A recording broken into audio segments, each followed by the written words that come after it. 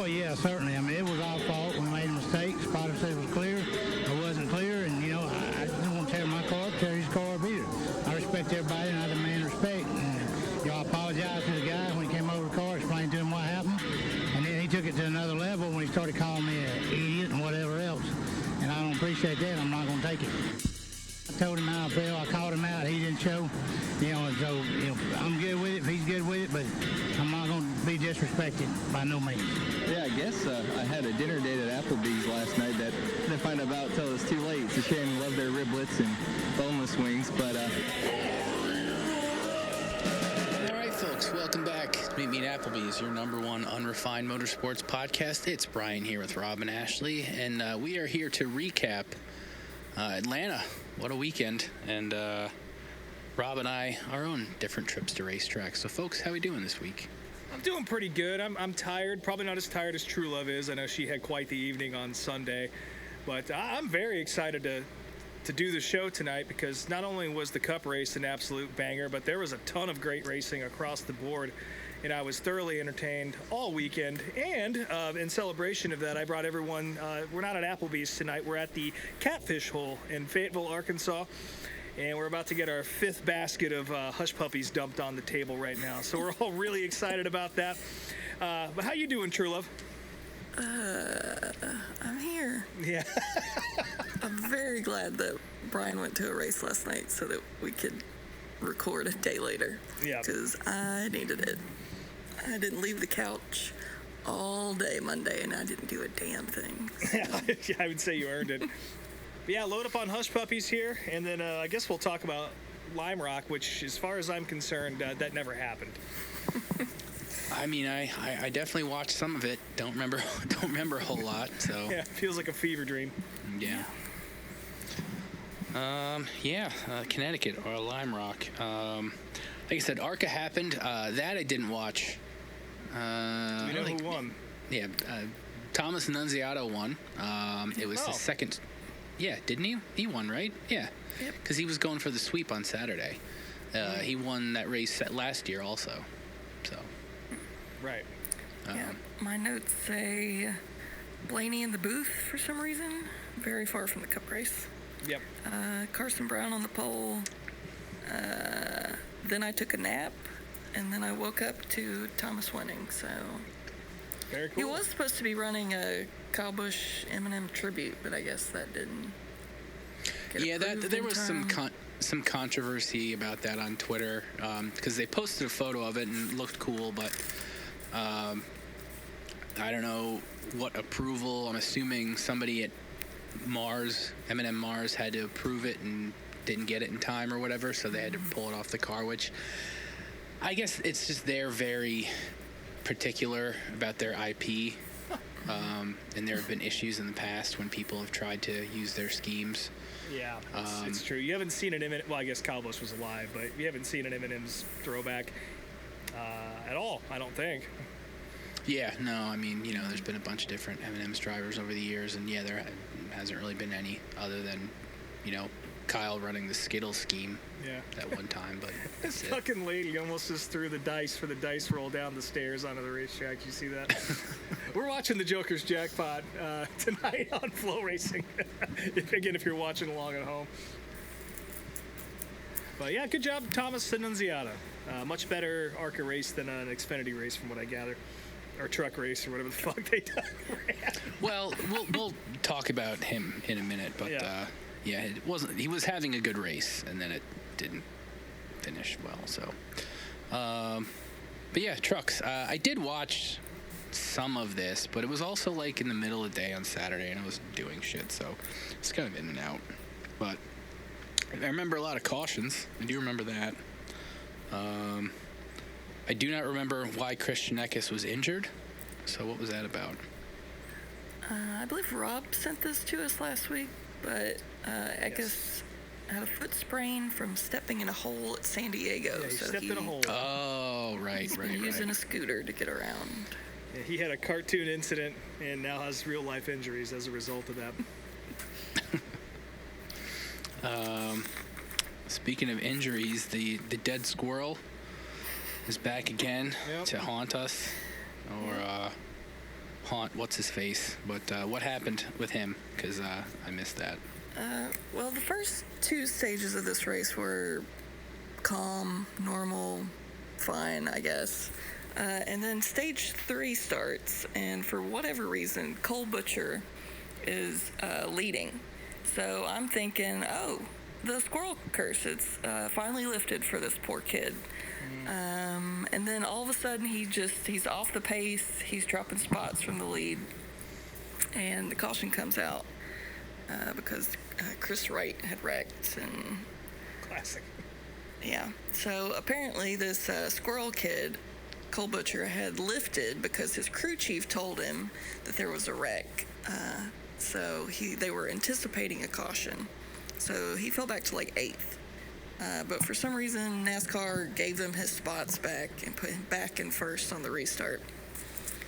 And then they restarted, and immediately Stuart Friesen gets spun by this squirrel kid.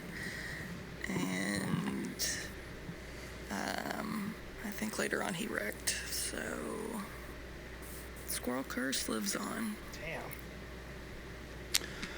Damn. Speaking of stage 3, I do remember. I mean, I figured it was going to be Briggs and Honeycutt battling for the win, and they were up there most of the day. I mean, Briggs led most of it, but then there was another restart where it wasn't that same restart where the Friesen wreck happened, and then later on, like Briggs and Caden spun into each other. Yeah, when Friesen wrecked, Briggs and Honeycutt were caught up in it. Yeah. But and then there was a caution a couple laps later for Chandler Smith stopped on the track. Yep.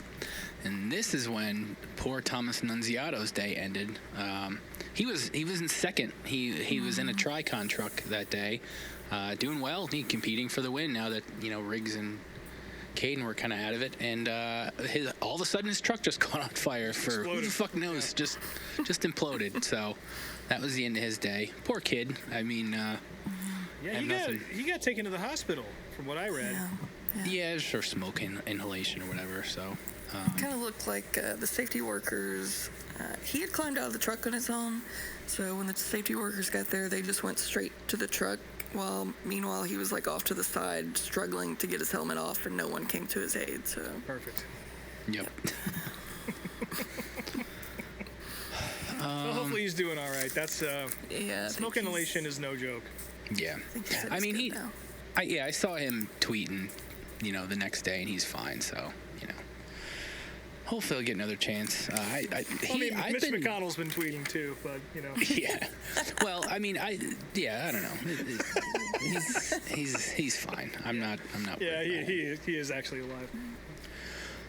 But then, the kind of surprise victor of the day was Grant Enfinger.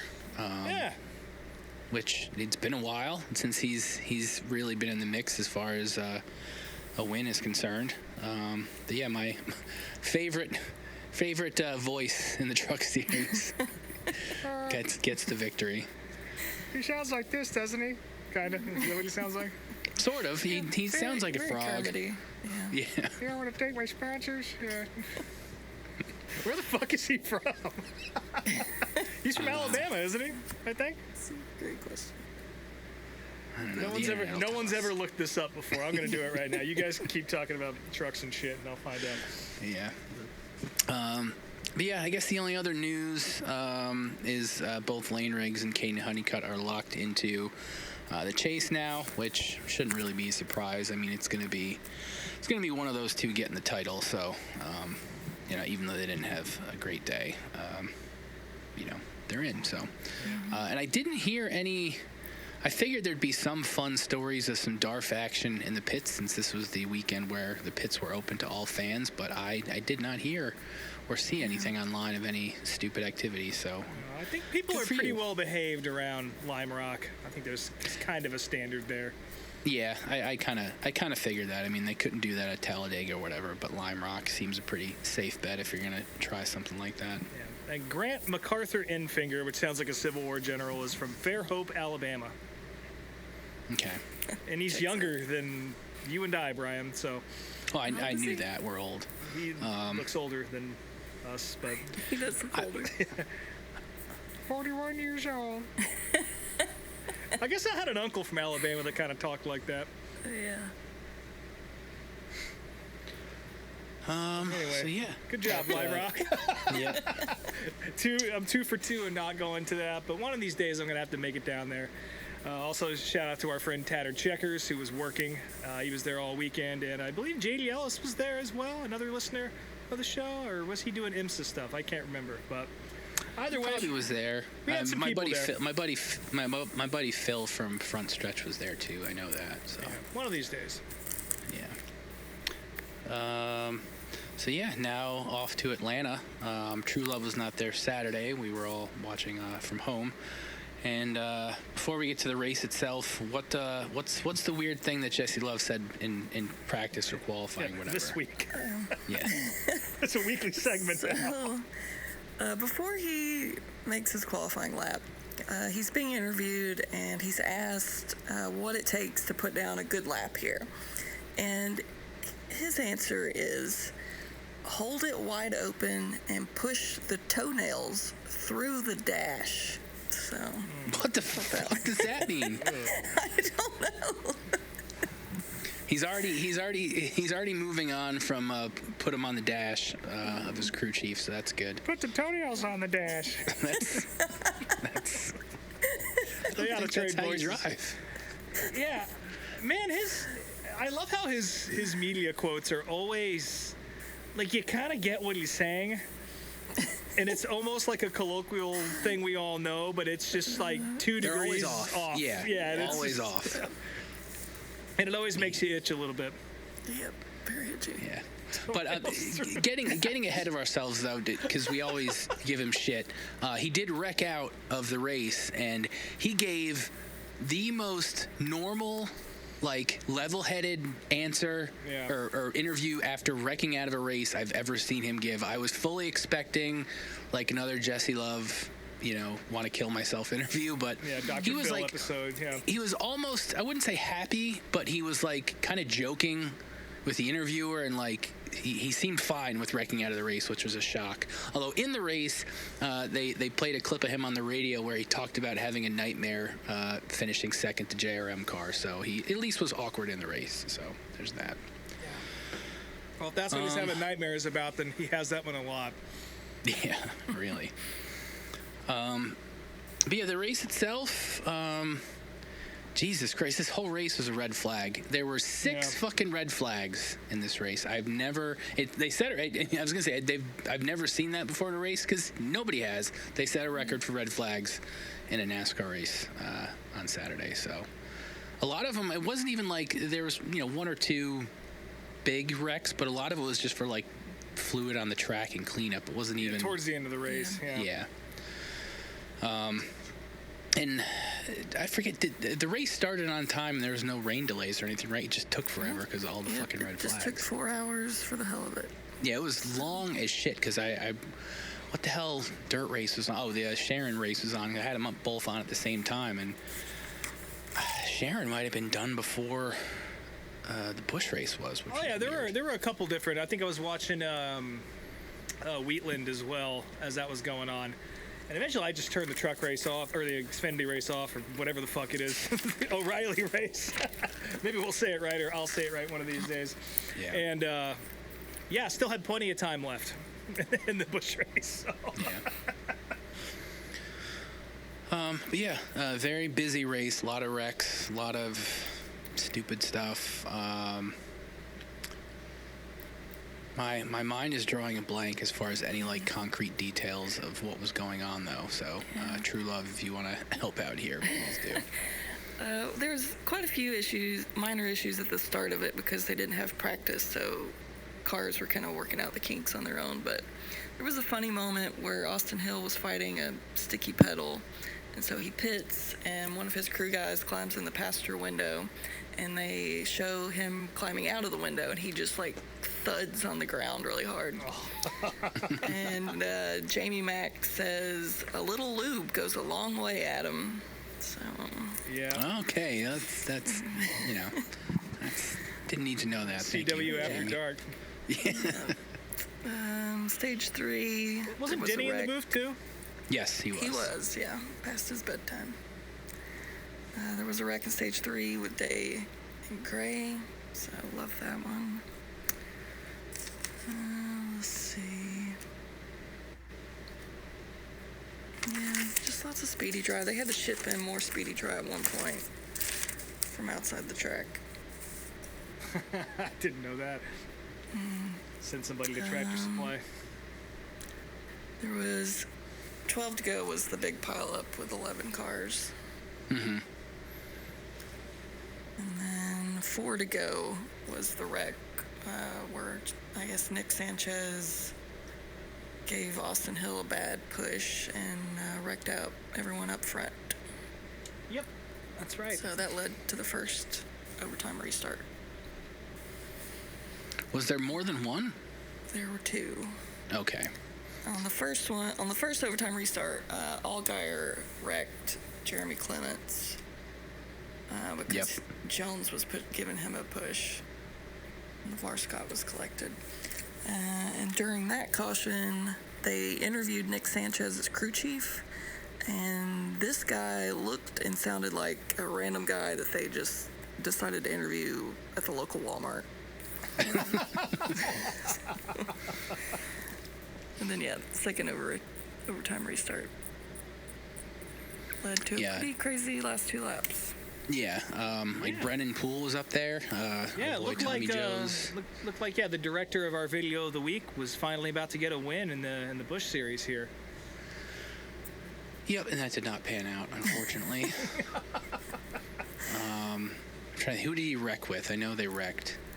I believe Sanchez tried to clear himself on Quapple when Sanchez, Quapple, and Poole were 3 wide for the lead. That's right. Yeah, and there wasn't a caution for that. So Allgaier inherited the lead from that. His car was like sparking a ton too. I don't know what the hell is going on with that, but it looked like his car was about to blow up. But it didn't, and then he won the race.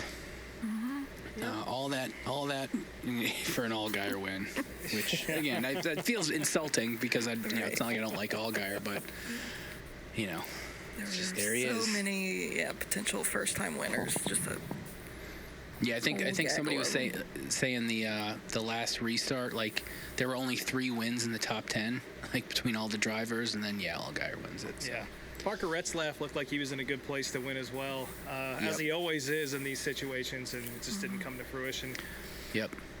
The only bet that I hit for that race was a top 5 parlay with Retzlaff and Alfredo. That's it. It's the only one thing I won. $3 on. Pretty good. Yeah. But good for Justin Allgaier. He was already in the chase, but he already clinched the regular season championship with 3 or 4 races to go. Yep, and he's also clinched his spot in the 2027 playoffs now with his 370th win of the year. Good for Gator, man. He took that Hall of Fame eligibility talk to heart, I think, and he's just going out there trying to smoke everybody. Yeah. Jesse Love too. Maybe this is why he wasn't as upset, because he clinched his spot in the chase as well. So good for him. And now we can move on to what we all want to hear about, the big show on Sunday with our own True Love in attendance. Yep. I've been excited to hear about this ever since before you even got there, and now here we are. It's time. Tell your story, True Love. That's a long one.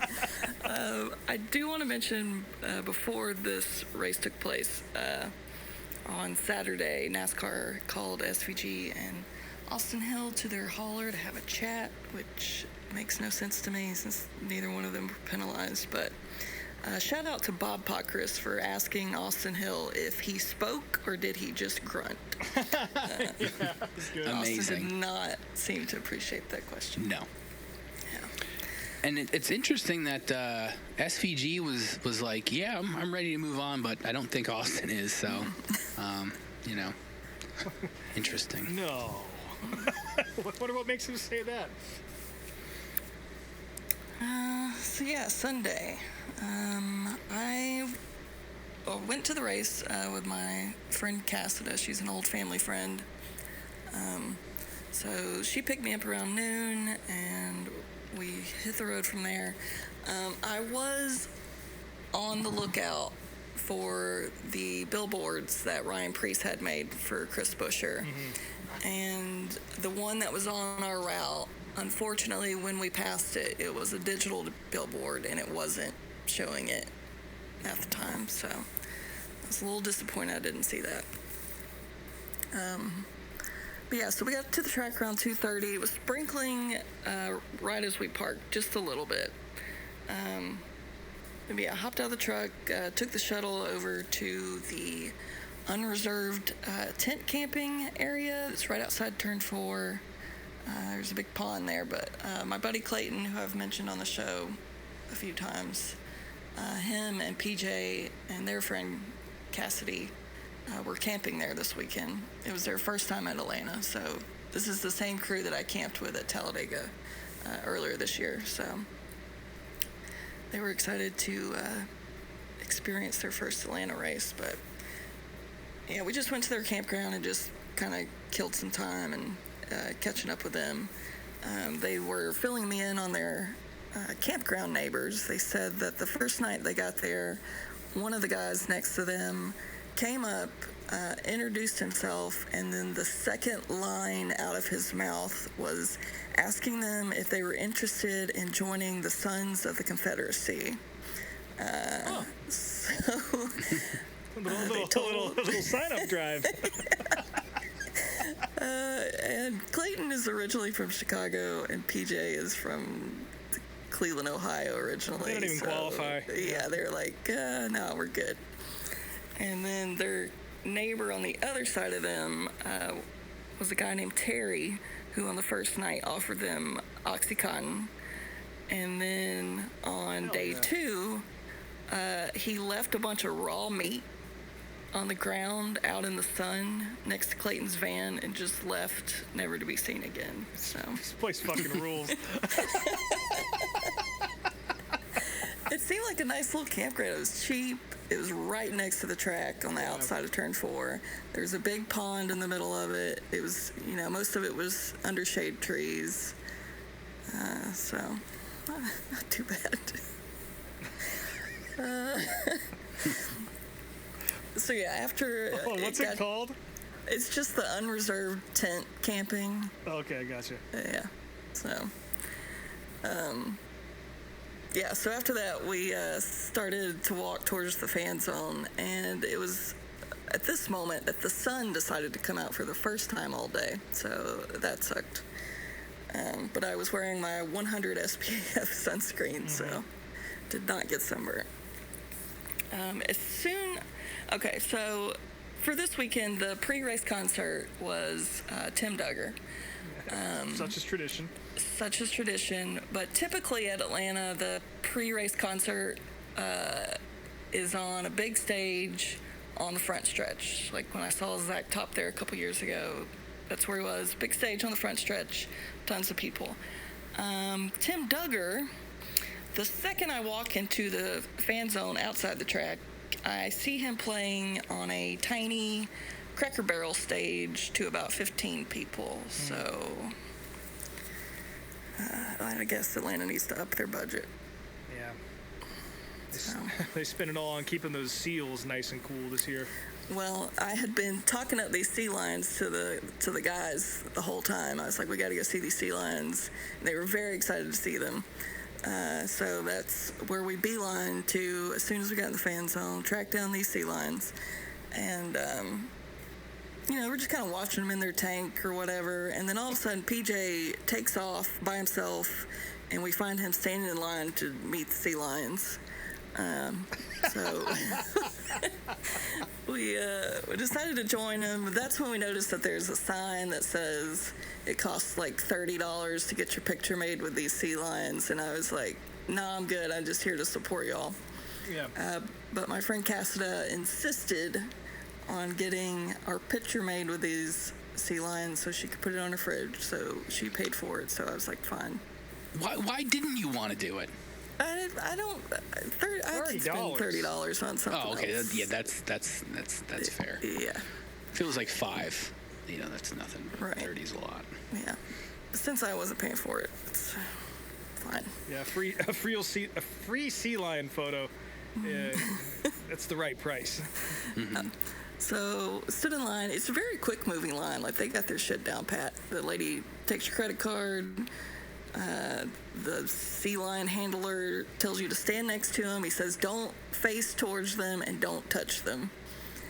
Snaps the photo in like 2 seconds, and then they print it out right there and hand it to you in a little They were cardboard touching frame. you, weren't they? It seemed like they were like touch you, rubbing on you. yes. Okay. But you're not allowed to touch them. They were very warm. I'll just Yeah. They are animals. Hot sea lion mouth. it was just like hot.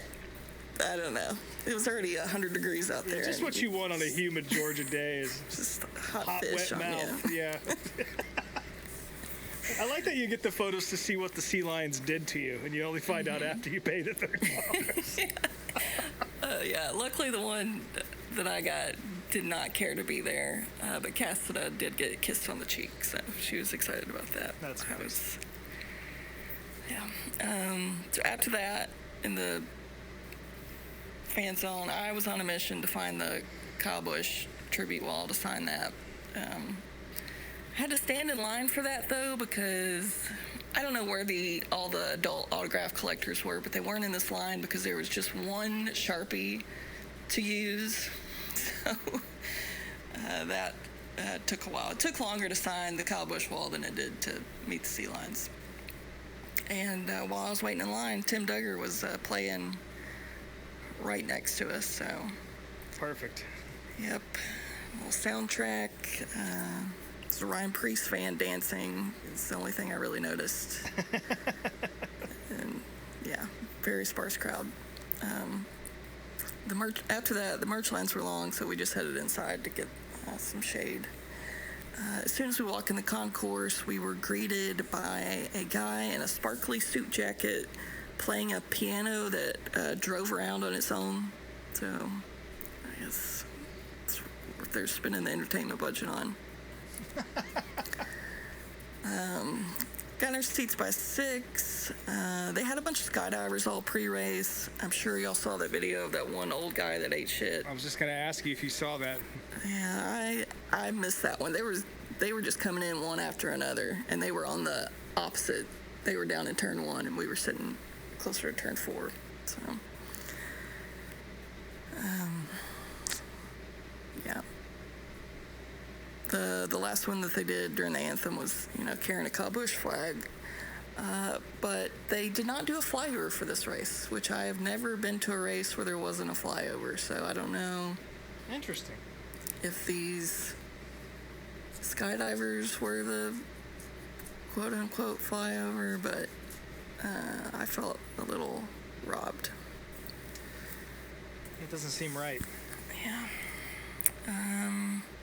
We weren't really sitting near any critters, but the one guy I wanted to mention, during driver intros, we're sitting on row 46. And I noticed a very, very, very large man in denim overalls trying to climb the stairs. And he is struggling. And his son's with him, who's also a very large man, also struggling. And so he would have to climb like 2 stairs at a time and then sit down and take a break. And then it just starts the process over.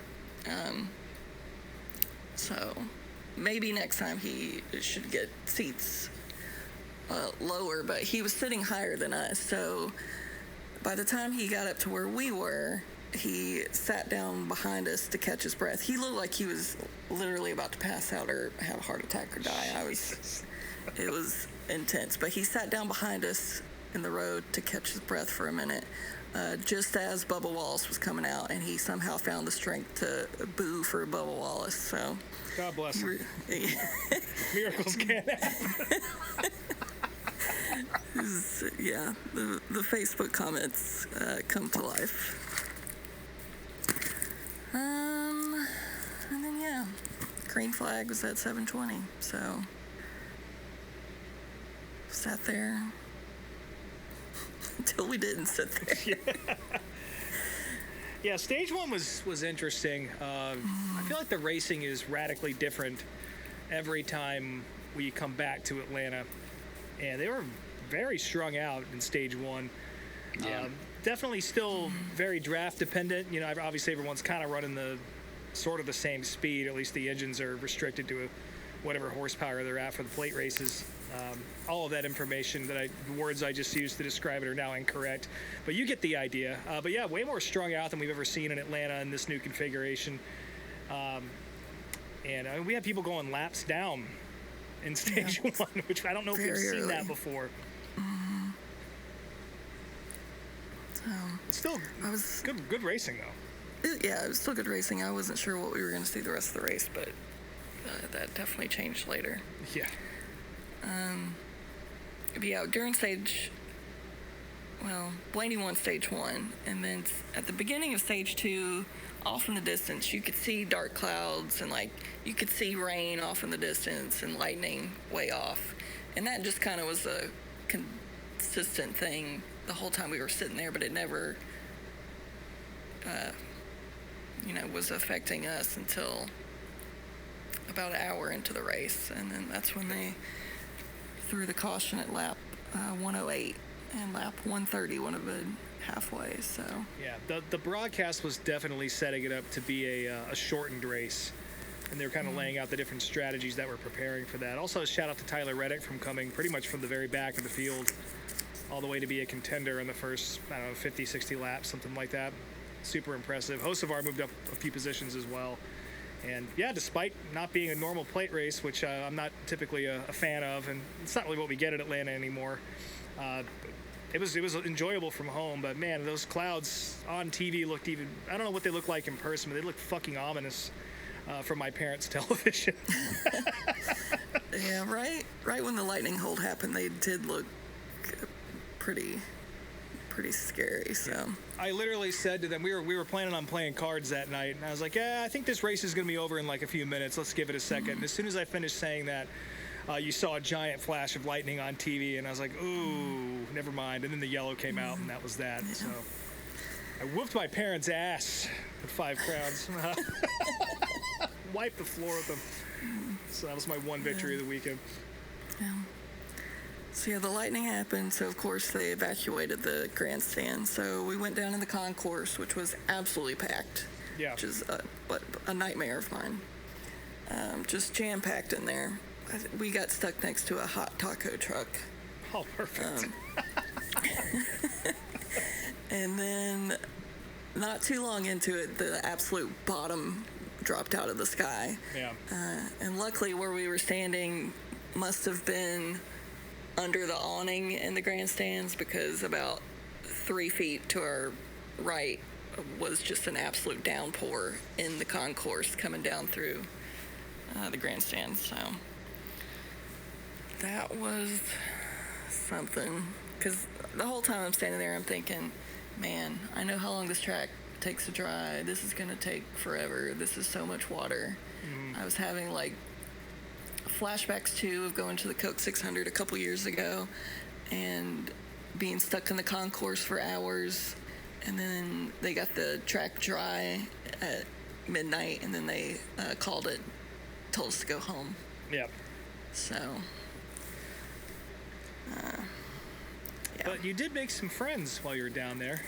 I did. I had went to the bathroom at one point. When I came back, my group of friends were talking to these a couple of dudes, and I got to talking to them, and one guy had an accent, and he was like, yeah, I'm from Boston, and he had the Boston accent, so I was like, oh, okay. And then he's like, well, I'm not really from Boston. He's like, I'm from there it is, yeah. this other town. He's like, but no one knows where that is. And when he said the name of it, I was like, holy shit. I was like, one of my good friends lives there. Like, told him about the podcast. Yeah, America's like, #1 racing podcast has a root in Worcester, Massachusetts. That's this one. So. Yeah, did you give him my number? I did not give him your number. I actually don't remember their names. They were very nice, though. They were fun to talk to. That's cool. Yeah. We noticed the concourse was kind of starting to clear out around like 9:30ish, so we decided to go back to our seats and just wait it out and, I guess watch the jet dryers. And got to our seats, it wasn't raining, and then not that long later, it started raining again. And at that point, we just sat in the rain and took it because it was better than being in that hot concourse. Yeah. And the rain's not that bad when it's, 90 degrees outside. No. So they stopped the jet dryers at one point. I was like, oh, fuck. We're never going to get out of here. I was starting to worry that they were going to move it to Monday. And then you guys were starting to say they might time it if it starts back. And I was worried that Cassidy was going to want to leave because it was definitely past her bedtime. Mm-hmm. But thank God she stuck it out. And then at 11 p.m., they announced finally that they were going to go back racing in about 45 minutes. So... Yeah, it's the whole situation. I mean, NASCAR's in a really tough spot. I mean, one, plenty of people don't necessarily love the Sunday night races. I personally don't mind them. Like, I kind of like them, to be honest. Like, it's a nice way to end the weekend, just watching a race before you go to bed. But in this situation, when weather is a factor, then it's like, well, fuck. Even if it's a little bit of a delay, you're still going to end up, delaying the race, and it's not going to get over till 10, 11, midnight, whatever. If you hold it the next day, then, only a portion of the fan base is going to come back. People are going to spend more money having to spend an extra day. There's TV stuff. There's all sorts of things that are complicated when moving the race to the next day. But then when you have the race, restart at midnight on a Sunday, like, that's not great for anybody. So you're kind of just still racing on Monday, fucked no matter what. Yeah. So yeah, I was very excited to be in the Central Time Zone because it was 11 o'clock for me, which was still on the edge of reasonable. I didn't have to fly out till 10 the next morning. I was like, oh, this is perfect. And it actually did work out well for me. So at least for one person. Yeah, I mean, I was awake for most of it, and like, okay, gets restarted at midnight. I'm still in good spot, and they finished stage 2, and then I was starting to fade, and I don't know how deep I got into stage 3, but I woke up and the winner was on screen. So yeah, I missed all the good stuff, unfortunately. Well, I rewatched it today, but it was a hell of a race. Yeah, for sure. Being there in person, when it was time to go back racing at midnight, we were amped up because we had been sitting and waiting for so long. We were just excited we were going to get to see some more racing. So my friends that I were with had reached the point where they were like shirts off, helicopter above their head mode. There we go. Yeah. There was a child in front of us that was asleep the entire rest of the race. And the grandstands had like half emptied out. It was... a lot of people had went home, so yeah, they restarted lap 124. We got a full race. They were just before halfway when the rain came. So yeah, what a show it was. I would say, Blaney had a pretty firm grip on the point for the entire night. Yeah. But I would argue that there's about stages. I would argue there's 10 to maybe even 15 guys that had a shot throughout the night. Larson was in the mix a little bit. Joey Logano finally decided to be a NASCAR driver again for a little bit, so that was fun for all his fans to see. Chase Elliott led a bunch of laps, or a few laps anyway. Carson Hocevar was in the mix all night. Bubba Wallace. It was, and Reddick was up there for a little while. And I believe he got the point lead back this weekend. No, he didn't. He didn't? Okay. No. He gained like 17, 18 points. Denny's still up by 27. Gotcha. There was a point in the race where Denny was doing very poorly, and he eventually worked his way back up front. But, yeah, you just didn't know. And it wasn't that sort of chaotic Daytona, Talladega style thing where they're 3 wide, and it's just who's going to be able to, like, peek the nose of their car out by a tenth of an inch or whatever. to win the race after saving fuel. It was full on, balls out, toenails in the dashboard racing. Christopher Bell was in the mix too. And again, all these guys had legitimate shots, and it was awesome to see.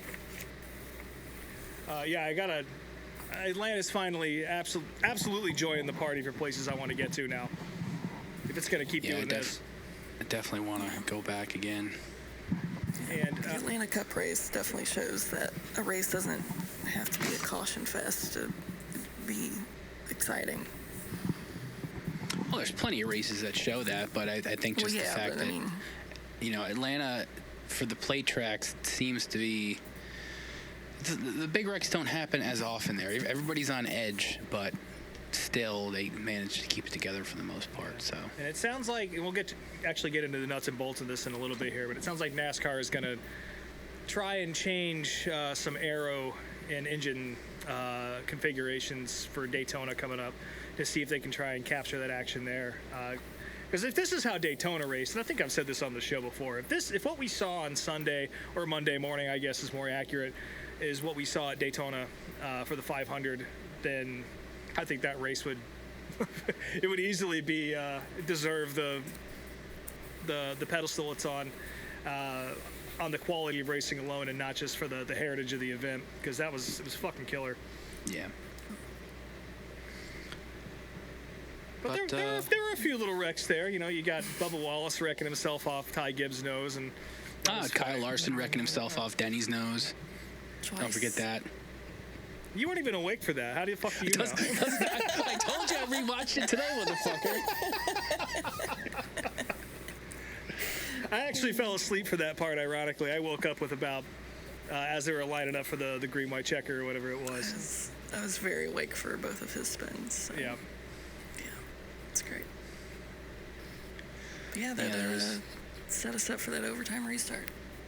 Yep. Yeah, I mean, 3 wide coming to the line. Carson Hocevar not really getting any help, which was interesting, although not necessarily surprising. It seemed like he had a big lead going to the white, but there was just runs behind him. Unfortunately, he kind of left the door open for himself to not win that race, but yeah.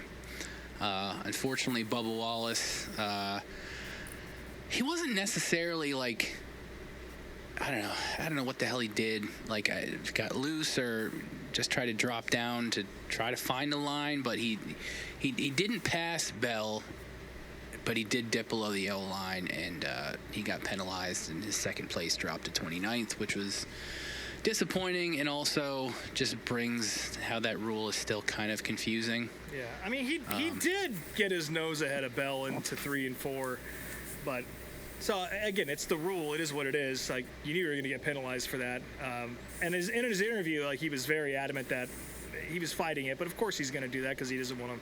They're going to appeal that shit. There's no question about it. So why would he say anything differently? People were kind of giving him shit for that, which I think that was a little unfair. Because what do you expect him to say? Oh yeah, I thought I'd give it a shot. Sterling Marlin, I didn't know I couldn't do that. He fucking knows. But yeah, that's true. But also, I do agree. I think this rule is fucking stupid. I know why it's there, but it's just so ambiguous and weird. And we run into this situation more often than not. Like, what constitutes getting that penalty? And I don't see that Bubba really did anything that was unsafe by dropping below the line. It's just kind of like, getting busted for going 38 into 35. It's the rule. It is what it is. Too fucking bad. But I don't think there's anything egregious about what he did. Other than the fact that it just happens to be a rule, which is stupid. So. Yeah. But yeah, Ryan Blaney managed to get the win and had an almost perfect points day, starting from the pole, winning all the stages. But Cody Ware snatched away that bonus point with the fastest lap of the race somehow. So good for him. And our boy BJ was in the race, but not for very long. He was out with mechanical failures, which apparently nobody's dropped out for that particular reason in a very long time in NASCAR. So that was very funny and sad. Well, his racing coaster paint scheme looked pretty good. It did. Yeah. I will say, as a fan of these three, the Blaney, Elliott, and Bubba schemes looked, those crazy, fun colors running together a lot of the night looked really good too under the lights. So. Yeah. But yeah, I mean, the whole third stage, you know, we basically stood the whole final stage because there's no one behind us. Yeah. Because the place is half empty, so who cares? And yeah, the people that really like stayed and stuck it out were amped up to be there. So the energy in that place was still, you know, electric. And then to see a 3 wide coming out of turn 4 again on the final lap. Yeah, you can't beat that. It's So. just the second time that Hocevar has lost from the middle. Well, you know, getting to see the consequences of his own actions play out in real time was a real treat for me. So I don't know if I'd go that far, but I would. But yeah, Blaney won, and then I was shocked to see that the track said, "We paid for these fireworks. We're launching these fireworks." they have to. And they released insane full-fledged fireworks show at 2 a.m. So, and then after the grandstands had cleared and we had already gone home, I saw the videos of Blaney. He won a Harley-Davidson motorcycle as part of his trophy deal, and he ripped some laps without a helmet at 2 a.m., which Yes, he did. Yeah. is pretty cool. But yeah, we left at 2. All the merch haulers were still open, so I swung by the RCR hauler and bought a Cobbush koozie and sticker. We hit at McDonald's at about 4 a.m., and I got home at 4:30 in the morning, so it was worth it, though. Yeah, no, I would say it was. I mean, I have been in those situations. Not, thankfully, I'm trying to think, was it 12 Daytona 500? That's the one that ended like 1 in the morning. Thankfully, my drive home to Orlando was only like 40 minutes away, so I didn't get home nearly as late as you did. Yeah, I was just happy that we got a full race in, so. Yeah. And it was great. And it was great. I will say that I was a little bit on the position of being in defense of Marty Smith last week Why? and previous weeks. Well, I like his work prior to him becoming an SEC dude. I thought he's a good journalist, and I enjoyed his work, and I enjoyed his podcast back in the day, Marty McGee. It was good. But this week he kept, and I don't think you heard this, True Love, and maybe you did, Brian. Yeah, I didn't see any pre-race or post-race, and I didn't seek it out. This afterwards motherfucker either. was so proud of this stat he came up with. He was just like, guys, I've got one of the greatest statistics in the history of NASCAR to share with you guys. And everyone's like, yeah, what's up, Marty? And he's just like, tonight, Ryan Blaney led more laps in a super speedway race since Richard Petty in 1964 at the Daytona 500. How about that, boys? And everyone's just kind of like, all right. And then I'm starting to run the math in my head. It's like, that wasn't even, it's not even a fucking comparison at this point. Like, there's no comparison between these. Like, maybe if it was at Daytona, just because it happened to happen on the same zip code. But this is completely different from that. And he was so excited about this stat that when they brought Ryan Blaney up to drink a beer, and what were they eating on up there? They had I forget. I was stoked about it. Was it peaches? I think there was peaches, but it was I can't remember. You're the only one that watched Some it. chain fast food. I can't remember. I was stoked about it. It wasn't Zaxby's, but but Marty was so excited to tell Ryan this. Ryan, I got something I want to tell you, and I got a statistic for you that's gonna blow your mind. And he, said it again, and Ryan's just like, huh, oh, that's pretty cool. It's just like. So yeah, that annoyed the piss out of me. He said a couple other things that kind of drove me nuts, but yeah. We were talking about it earlier this week, True Love, that I don't remember him being this kind of over the top and grandiose about everything prior to him joining the SEC broadcast team at ESPN. Yeah. Yeah, something changed him during that period. Yeah, the higher the faux hawk, closer to God, some shit like that. But yeah, I'm on Team True Love when it comes to hating on Marty Smith now. I think I pinpointed that Marty reminds me of Jason Bateman's character in Dodgeball.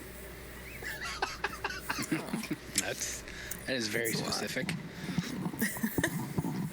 Well, I'll do the research and get back to you next week because I believe you. Yeah, I haven't watched that movie in probably 20 years, so take your word for it. Obnoxious announcer. Well, all right. Well, I guess that pretty much wraps up Atlanta. Although, might as well, because it's not in the general notes, might as well talk about the host of our stuff now. I forgot to put that one in there. He had a week. You know, Why you say it like it's a bad thing? Well, I kind of have mixed emotions about all of it, to be honest. I mean, the Bustin' with the Boys podcast with Zane Smith and Riley Herbst came out, and Zane talked a lot of shit about Host of R on there. And I don't think that's necessarily a bad thing for the sport. You know, you want rivalries. You want people to, be animated and say what they mean, say what they feel. I think Zane sounded like a fucking dork on that show. But yeah, I'm glad he went out and said that stuff. We need that. Yeah, I mean, he kind of did. I mean, but they're both dorks, to be completely honest. Let's be real about it. Yeah, nothing that comes out of Host of R's mouth is any cooler than what Zane said. So yeah, well, at least one of them finishes in the top 10 all the time. So. And then, Host of R did a pretty good job of kind of trolling back, because that's what he does. I mean, he is again a terminally online, troll. Pick me. What's that? A terminally online pick me. Yeah, more or less. I think the worst aspect of that to me is just the fact that it encourages the worst part of his fan base. That, for the longest time, Chase Elliott fans are awful, and then Kyle Larson fans are awful, and now Carson Hocevar fans are awful, and we talked about that. And this week, at the track, he did the move of offering the first 77 fans that show up to his merch hauler with a T-shirt of a current Cup Series driver traded in for a Carson Hocevar shirt. And, of course, people came out in droves to do this. And his merch guy actually earlier today posted a video of all the shirts that were given up, and kind of a surprising mix. I mean, a lot of 1s and 2s for a lot of the big names. It was very Hendrick heavy. A lot of Chase Elliott had 20 of the 77 shirts, which that was actually, surprising, but also not as much per capita, I guess. Yeah, I don't think that really is a reflection on the Chase Elliott fan base. That strikes me as a new fan kind of thing, and now they've found their guy. Strikes me as statistically that's how it's going to work out when that's who sells the most T-shirts. Yeah, which is kind of T-shirts exist. Exactly, which is kind of interesting when you look at the list here. There are a couple of pretty notable exceptions here. You'd think more Denny Hamlin T-shirts would be going back. Nope, just one. Only 3 Ryan Blaney shirts, which I think we all know those are 2 of the most loyal fan bases in the sport. Chris Buescher had 4 shirts. There's 7 Zane Smith T-shirts on here, which I think a few of those were purchased and then turned in immediately. I guess all the money does go back to Fanatics at the end of the day, so it doesn't really matter because drivers don't get money from any of that shit. But that's silly because I don't think anyone's ever bought one of his T-shirts for real. But I think that's what is TH? Is that Trackhouse? Yeah, Trackhouse had one. They were taking team shirts too, which I don't think that really counts. Yeah, that feels like a cop-out. Yeah. But yeah, Chase Elliott, your big winner with 20, which I was surprised to see that. Yeah, that didn't surprise me at from a numbers standpoint. Then also on the track, there were a couple times when I know there was one point Zane didn't make it back out on the lead lap from a pit stop, and Carson revved his engine at him as he was passing him, and that's funny enough. I'll give him that. How do you not like that? I don't know. Look, He's just so immature. That's the whole thing with him is he's so immature that it's such a turnoff to me. I just don't get it. I don't get it.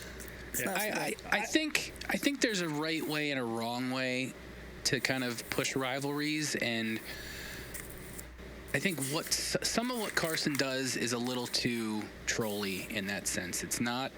It is. I can see why it gets under people's skin. Well, it's kind of the point, is it not? Yes and no. I think there's a way to do it that, I don't know. I don't really have a good answer, but I think it also to me shows you why so many drivers don't respect him, and that can be a good or bad thing.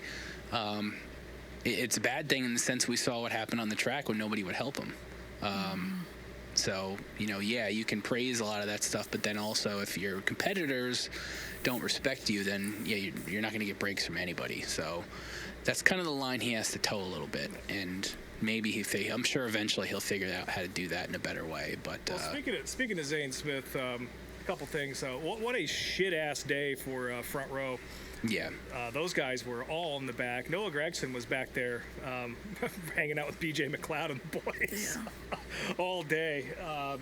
And also, the supreme irony, if this would have played out, obviously Hosford didn't win the race, but if that Zane Smith wrecking on the last lap would have brought the caution out when Carson had his nose ahead at that particular scoring loop, would have been one of the funniest things of all time, to me anyway. Yeah, that would have been pretty He was wrecked by Hosford's teammate, Suarez.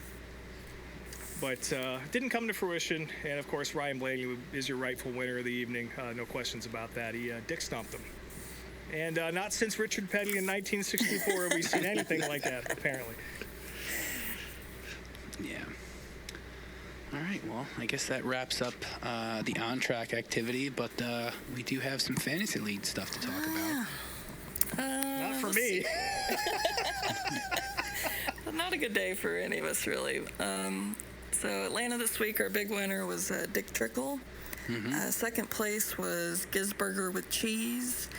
Tied for third place was Golden Crow Mafia, who is Garfield Sweet's husband. And Austin Weinkoff. So nice. I was back in 10th, Brian 11th, and Rob bringing it up in 17th.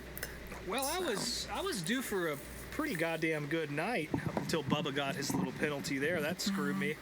And then Chase Elliott, I don't know what happened to him. Yeah, I think he finished like 13th. Yeah, so that kind of screwed me. My garage was Chase Briscoe, which, glad I parked him. But yeah. Not a good night. To me, the more, not a great finish for me, but I did gain points on everyone around me. Tightened up the top four a little bit more. True Love, you can give those. Yeah, I mean, overall standings, top three is the same as it was last week. Flavortown McLeod still leading, Brian second, Chris Davis third, Rob still in sixth, and but only 4 points. Only 4 points out of the win. So very happy with that. Yeah, very tight up there. Yep, yeah. Fantasy racing. Only thing that really rained on my parade on Sunday. Oh man. All right, so now let's see, what do we got for other notes here? Well, we're gonna kick off the general note in sort of random news section of the show with an update on the IHRA and their very rapidly imploding empire.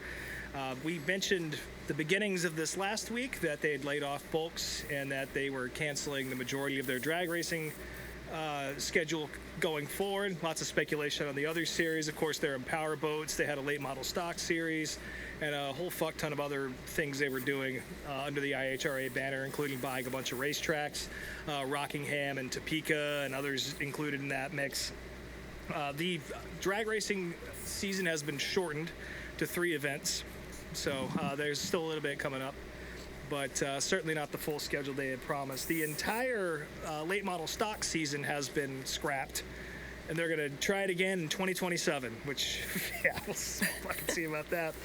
And also Topeka Heartland, which of course legendary NHRA and drag racing facility, also home of the Craftsman Truck Series back in the 90s and numerous IMSA events on the road course. That is apparently going to be sold. So that's another... Turn into a data center, most likely. Just like I fucking told you, folks. Yeah. It's all coming true. What did I say? Yeah, so that's really imploding a lot quicker than we all thought it would. I think the general consensus in the industry was like, well, they'll probably at least make it through the year, right? And not even close. But we'll keep you up to date on all the IHRA news coming up here, and hopefully none of these other tracks that they purchased, Rockingham being at the forefront, don't receive the axe as well as a result of this. I feel like Rockingham is probably... That's safe. I'm sure somebody will save that if they have to sell. Like it's still too much money was just put into it, and they got NASCAR races again. Like, you know, I think that one will be fine. But what a shame to see Heartland go. That is a pretty classic facility. In fact, it was featured on a video of the week with that fucking pickup truck series we watched, I think. Maybe. I think it was definitely in a video of the week. That might be the wrong series, but. Yeah, very cool that place is getting demolished to put up a data center. Love that shit. Definitely makes me sad as a local for Atlanta Trackway, because I was looking forward to at least some money getting put into that place and having it, cleaned up. But yeah. So now to have its, future uncertain is a bummer. So yeah. We'll just see how it goes. Let's see, what else? The Ken Carter movie, the trailer dropped. I didn't even know this was happening, but Ken Carter, the stuntman from the movie, I forget the name of the actual documentary, but that amazing documentary where the guy tries to jump over the canyon. It was the video of a week that we had earlier this year called The Devil at Your Heels. That's it, yes. They're making a movie about this. It is starring Jay Baruchel as Ken, and it is made by the same guys that made Goon, which if you haven't seen Goon, I know everybody thinks Slapshot is the greatest hockey movie of all time. I would put Goon at number 2. Definitely one of my favorite sports movies. So I'm very much looking forward to this. I'm sure it'll be great. So I don't know when it's coming out, but I'm very much anticipating it. Yeah, I didn't know it was getting made either, and then Andy had sent me the trailer over, and the trailer looks really funny. But yeah, it's called The Stunt Driver, and it comes out September 25th. Perfect. Well, I will be there for that then, for sure. You got IndyCar at Nashville this week at the Oval, I'm assuming. Got to be the Oval, right? The only reason I put this in the notes was because today I read that, so this race is supposed to start Sunday at 5:30 on Fox, but they've already announced that the start time will be delayed for possibly up to an hour, depending on when the World Cup final ends. So any IndyCar fans, just beware that you might be sitting for a minute. Yeah. Oh, and real quick, I don't know why this triggered this in my brain, but to go back to Atlanta real quick, if you have an HBO Max subscription, you can watch Cup races commercial-free on HBO Max while they're on TNT.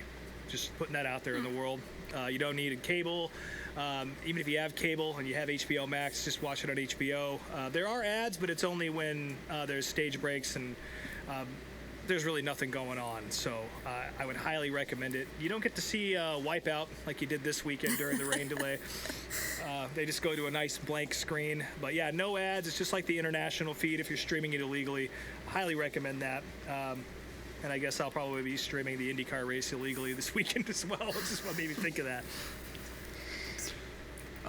Also, not in the notes, but IndyCar this week, they had a bunch of press conferences for the Washington, D.C. race. I did my best to avoid any of those clips because I don't want to see any of that, but it happened. So When is it again? Next month? Yeah, it's in August sometime. August 17th. I don't know. But speaking of Indianapolis, folks, unexpected news here. Of course, as you guys are all aware, and probably most of you listening also have received this email this morning, we got good news this morning, folks. Our Brickyard 400 tickets that we picked up for free through a promotion that we shouldn't have been a part of have been honored. Yep. They are in our ticket wallets, and those seats will be empty coming up because we can't transfer them to anybody. So Yep. I kind of thought that maybe we'd do a giveaway or something, you know, or just like, hey, if you're listening to this and you want a pair of Brickyard 400 tickets, hit us up because we have like 8 of them. But apparently you can't do that, so. Yeah, the email listed out like 4 bulletin points, like laying out you cannot transfer these digital tickets. Yeah. So. Yeah. I mean, I still have mine, and I may be there. We'll see how motivated I am to go, you know, spend 9 hours in a car to watch this race from seats I won't be able to see much from. But I may be there. They are at IRP this weekend, which is always a good show with trucks and. I can only go for one day. I can't go out for the weekend. So I may go. I know a couple other listeners of the show are also on the fence too, but also got their free tickets. We'll see if there's any even inkling of potential weather issues. I am out, but if it's going to be a nice day with no chance of rain, then there's a solid shot I pull it off. So we'll see. And yeah, finally, in very, very unexpected news, incredibly unexpected news. This guy's clearly never listened to our show. No, he hasn't. Who would have thought that Maddie DeBenito would be sharing one of our posts on his feed. Our friend of the show, Kyle Armstrong, who is very much into selling cards lately in the card trade, somehow got that clip that we ripped for the show a few weeks ago to Matty D, and he reposted it on his feed. So that was he sent him the post. Strange. Yep, and Matt shared it to his story and said the caption said, "This is great. Wait for it," with laughing emojis. So he loved it. Well, I'm glad I made my favorite driver happy. Yeah, of all the people that could repost us, other than Corey LaJoy, I think Matt D is the most surprising one. Yeah. So now we got to get LaJoy to repost something at some point.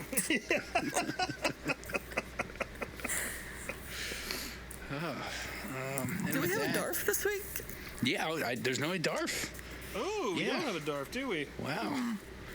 Well, it can be me this week as we step into the septic tank here, because I didn't do my research before I went to Arrowhead Speedway this weekend in Colcord, Oklahoma, and it's a dry facility, so I did not plan ahead nearly well enough for that. So I guess I'm the DARF of the week this week. My punishment was issued as soon as I walked through the gates. I walked up into the concession stand, noticed they were just selling Skittles and soda, and I asked this young man with a dinner plate sized belt buckle, hey man, is there a beer stand here? And he kind of looks at me and stands up and leans over and whispers like, "Oh, we can't do that here." I'm just like, okay, you can sit back down, man.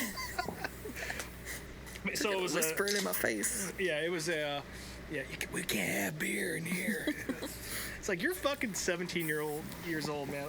But yeah, I went to Arrowhead this weekend. Of course, I was in Arkansas all weekend, seeing my folks. It was a good time. Ate very well. Shout out Wright's Barbecue. That place is fucking amazing. And of course, Catfish Hole, which we're sitting in right now. Just all the hush puppies you can eat. Fucking rules. And I also convinced my parents to go to a dirt track for the first time since the 70s. I guess they went out to Razorback back in the 70s like once or twice, as one does if there's a dirt track around you. Most people go occasionally, right? Especially back then.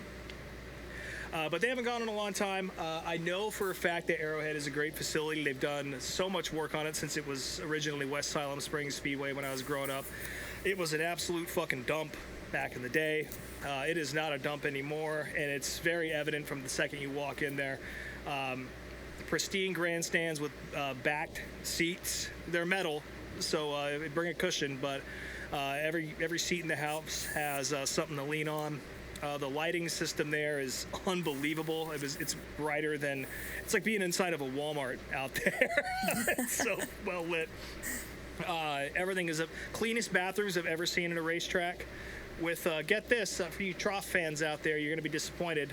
But each urinal has a full floor-to-ceiling divider, so there's no chance of getting the devil's glance at someone else's penis when you're in there, which is nice. No chance of spray. Good concessions, decently priced. Again, 10 out of 10 facility, other than the fact that it's located on the reservation, I'm assuming, and that's why they can't have alcohol out there, though Oklahoma does have a few dry counties still, I think. But given the amount of weed stores surrounding the racetrack, I don't think that's one of them. But, yeah, no alcohol allowed, which was a bummer. And I'll say this. It was a special event. Very cool. 8 divisions on the card, including the Edelbrock A-Mods, which I'm not a big follower of, but there are some pretty notable drivers in the field. One in particular was Stormy Scott, from Las Cruces, New Mexico. I've got some merch of his, big fan of his. Of course, he's won a prelim night at Eldora at the Dream. Great race car driver. Now he's focusing more on modifieds. And there were a few other big timers you'd see at the Dome or something like that on the property. And that was cool. Also, the Oil Capital Sprint cars were there. Nice regional 360 series. A few pretty, no one too big there by any means, but if you're tuned into sprint car racing, you probably recognize a few guys off that list. Huge car counts for all those divisions, plus the 6 track divisions that were there. All had at least 20 cars in them, leading to 174 cars on the property, which is fucking amazing. But the problem with this is, for whatever reason, I'm guessing they decided to do this to move the show along quicker, or they thought maybe it would help things move faster, but they decided to not do heat races for anybody and just do qualifying for 8 divisions. And would you believe that takes 3 hours to do? Because it does. And there was already a delay in getting cars on track. They oversaturated the track because I think they didn't want it to dry out early. And that extended track prep by about 90 minutes, which is already kind of a bummer. But, hey, it is what it is. And they proceeded to just run essentially hot laps for hours and hours. And I was on full tilt, like pissed off. Because, again, I took my parents to the racetrack for the first time in probably 40 years, right? And we paid our money, and we're sitting there, and we're literally just watching 2 cars at a time on the racetrack. And I was just like, I'm not going to see a lap of racing tonight because my parents are going to tap out, and they'll be right to, because this fucking sucks. I leaned over to my mom at one point and I was like, "Are you okay? Are you good?" And she's like, "Oh no, I'm great. This is a lot of fun." And she was definitely on her 3rd snow cone at that point, so I think that probably had something to do with it. She had a sugar high going. Also, one other tiny complaint about this place, race control there is a little loose. I definitely watched a couple guys try and hit the crossover to go to the pits while cars were still full on doing hot laps or qualifying laps out there. And there was this big old boy on a 4-wheeler kind of running the track exit, and he would just run opposite of traffic. With the racetrack being hot on his 4-wheeler. I took a video of this shit because it was so unbelievable. I all about that video. Yeah, he would have done more damage, I think, if you hit him. He probably would have been fine, and getting their line straight and all that, that was pretty frustrating to watch. But those are small complaints. That's for somebody who watches a lot of short track racing. Only I would get annoyed about this, but yeah, Arrowhead definitely runs on Southern time, there's no question about it. But those 2 things aside, I can't recommend this place enough. A couple features I did watch, they were great shows. This place it's super racy. Kyle Slater picking up the A-Mod feature win, and Sean McClellan absolutely dick stomped people in the Oil Capital feature. it was about 11:45 at this point, and I was like, we don't got to stick around for anything else. So my parents were more than happy to get in the car and drive the hour back to Bella Vista, and got back to the house. I hung out for like another hour. It's like 2:30 in the morning, and I was like, I'm gonna check and see where everyone ended up in the show and if they got through it. And maybe this is around 2, because they still had 2 features left at 2 in the morning. We made the right call, but God bless them for saving all the sort of junker divisions to the end of the night. The evening was closed out by the Johnson & Johnson Baby Shampoo Interceptors. That's a real name. And I don't know who won that one, but I just wanted to say that out loud on the show, that was the final race of the night. That wrapped up at, I think it was 2:24 in the morning when they finally put the checker on that one. But all that said, I will be back to Arrowhead as soon as I can. They do have some pretty big shows there. High Limit was supposed to be there this year, but it got rained out. They've had the World of Outlaw late models before. I think the power went out during that show, so they're working it out over there. But I can't think of a nicer facility, and certainly once they get these little bugs worked out, it's going to be a premier racetrack. It already is in Oklahoma and Arkansas, but I think nationwide that place is going to put itself on the map because they've just done too many things right. And maybe the Indian Reservation will let them have beer for Rob at some point. But there was a ton of racing outside of Arrowhead, of course, this weekend. High Limit was at Fremont. Cale Thomas put on a show by flipping and slamming into the fence and just sending a bunch of Ozark Trail chairs flying. That was pretty crazy. Cale Thomas was okay, but he did actually get fired from his ride today. I don't know if it had to do with that wreck, but he's looking for a job now. Maybe he had to pay for too many Walmart chairs after getting in the fence. But Brent Marks broke his dry streak with High Limit, picking up the win. First win of the season with High Limit. Justin Peck, Aaron Reitzel, the Madman, Kerry Madsen, and Gio Selzy rounding out your top 5. Brent Marks also picked up a win tonight at Eldora and the Double Down Duels. Corey Day picking up the feature win in Feature 2 just now, right before we started the septic tank. So good to see Corey out there reminding everybody he can wheel a sprint car. And I think he flipped off Gio Selzy on his way by as he was passing him for the lead, too. So I'm all about that shit. Mad respect. World of Outlaws, they had a big weekend. They were at Hartford, I think it was on Thursday. Sheldon Hodenshield picked up a win there. At Wilmot over the weekend, Buddy Kofoy picked up a win on Friday night, and Sheldon won again on Saturday. And then come Tuesday, our own Brian, right here at the table, he was at the Brad Doty Classic at Attica, and what a show it was. Yeah, I had pretty much the exact opposite experience that Rob had at what the hell track were you at again? Arrowhead. Yeah. Arrowhead, yeah. I got there a little later than I wanted to. I got there just before 7, which was right around the time qualifying was ending and heats were about to start. Walked around for a bit.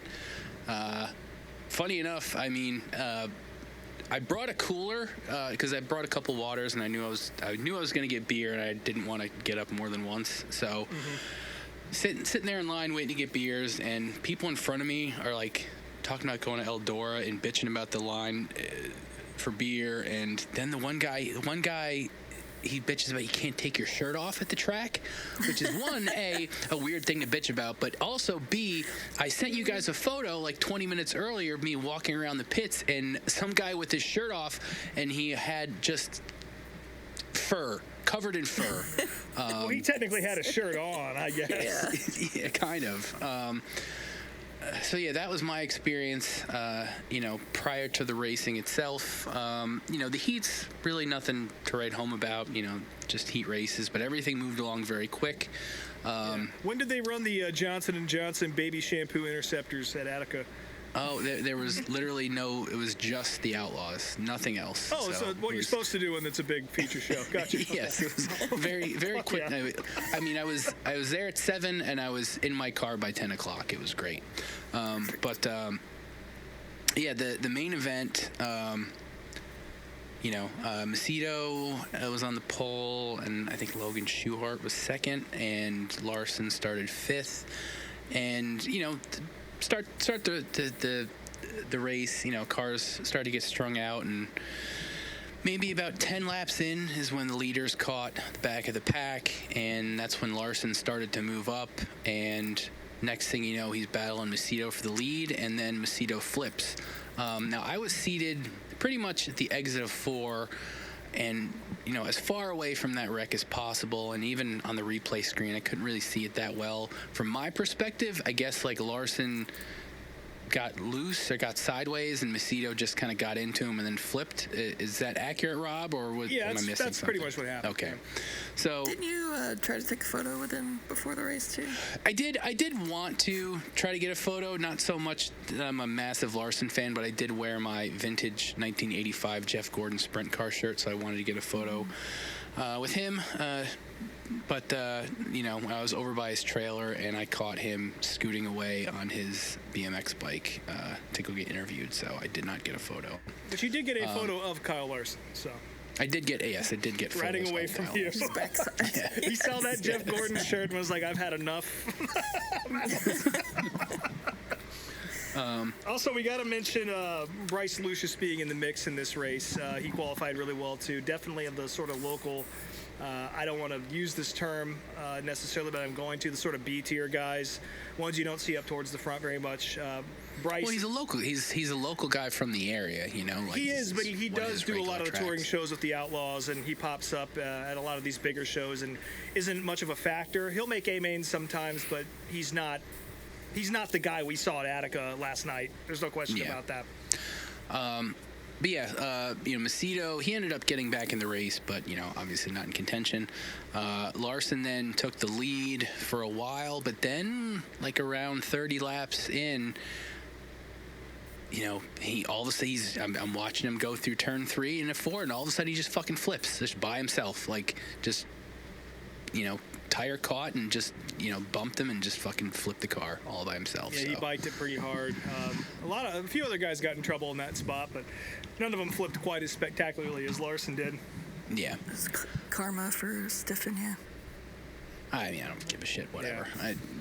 I did whatever. I'm sure he was thinking about that Jeff Gordon shirt. He should have taken a better look at as he's flying through the fucking air. But yeah, now this led to kind of a brief battle between Logan Schuchart and I already forgot his fucking name. Bryce Lucius. Right, Bryce Lucius. A weird name. I should remember that name. But no, Bryce ended up getting the win. Again, I don't really know much about the kid, but I just think it's anytime an unsponsored car is in contention or wins is cool. Yeah, especially at an event like that. Yeah. And it wasn't just a tradition. It's a sort of a crown jewel event.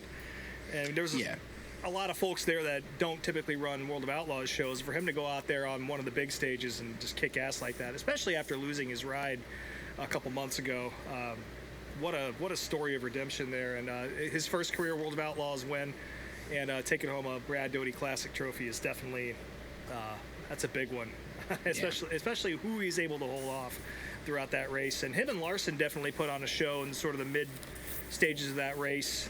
And he held off Larson for a little while as he was trying to come to the field. So that was awesome to see, and stoked to see that kid. It was a weekend of first-time winners, and it was nice to see him add his name to that list. Yeah. It was cool. Glad I went. Been a couple years since I've been to that race, so no, it was good. Packed house, too. Very, very big crowd. So have we talked about concessions at Attica? No, but I didn't get anything other than beer. I mean, I've gotten food there before, and it's really nothing to write home about. It's kind of pricey for what you get, but you saw I didn't eat anything. Just beers. It was $3.50 a beer, which was It's not bad. It's good. Yeah. I forgot to mention this at Arrowhead. I did eat. Of course, my parents had several snow cones. All those were very good. High marks for those. I chose to go to the barbecue truck, and I got an order of what they called, I think they were Razorback nachos, or I'm sorry, Carolina nachos. So it was pulled pork with slaw and with barbecue sauce. And I guess it was probably KC Masterpiece, which is not what I was expecting, but that's what I received. And I made the mistake of, she asked me, I'm sorry, it came with cheese first, right, because it's nachos. And then she asked me if I wanted barbecue sauce, and I said yes, because of course, it's pulled pork. And I receive a 5-pound plate of round tortilla chips with a bunch of pork, slaw, and then just like a gallon of each sauce on top, which you'll see this picture. on the Instagram post. It was really good, but it was a lot. I sat down next to my mom, and she was like, "You know, you're not going to be able to sleep tonight." And it's like, "Shut up, Mom." And she was right. I got home and I was up till like 3 in the morning because I was full of MSG and sugar. But but yeah, that wasn't the only racing in the Midwest at Arrowhead or at I guess you call it Ohio the Midwest, right? Sort of. I mean, I don't consider Cleveland the Midwest. It doesn't feel like the Midwest, but yeah, I mean, south of Columbus is definitely Midwest as far as I'm concerned. Well, in Missouri, the Lucas Oil late models were at Wheatland, big 2-day show there, and Dylan McCowan, local boy, he absolutely dick stomped him this weekend. Picked up wins on Friday and Saturday night. That was awesome to see. He's a track champion at Wheatland, and I think these were his first 2 Lucas wins, so that's a big deal. He gave a very impassioned interview post race. It was quite entertaining. Yeah, his family, they're good people from what I gather, and Dylan's a pretty good race car driver, and it was awesome to see him beat some of the big timers. I mean, Jonathan Davenport was out there. There's a few interlopers coming to that show, and it was really good stuff. So, congrats to him. I was really excited to see that. At Adams County last night, Bobby Pierce decided to go Lucas Racing, and he picked up a win there over Garrett Alverson and Nick Hoffman. So, the World of Outlaw guys coming in to foreign territory and kicking ass last night. And Bobby Pierce further cementing himself as the #1 dirt late model driver in the country, as if you needed any other evidence to the contrary. That guy's absolutely killing it right now. World of Outlaw late models were in action. Dalton Wilson picked up his first career Outlaw win at State Line. And then at Sharon, Bobby Pierce picked up a win on Saturday. Friday was rained out, unfortunately, but I'm sure Bobby Pierce probably would have won that one too, because that just seems to be what he does. While I was in Arkansas, the NASCAR Wheel and Modified Tour was at Claremont, which I was really bummed to miss out on.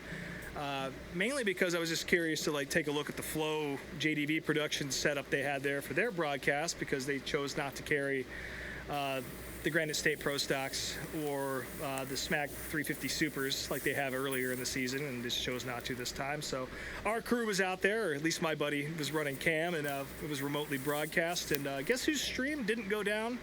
And guess whose did? I tell you, it wasn't ours, but Patrick Kimmerling picked up a win in the NASCAR Wheel and Modified Tour in front of a nice packed house at Claremont.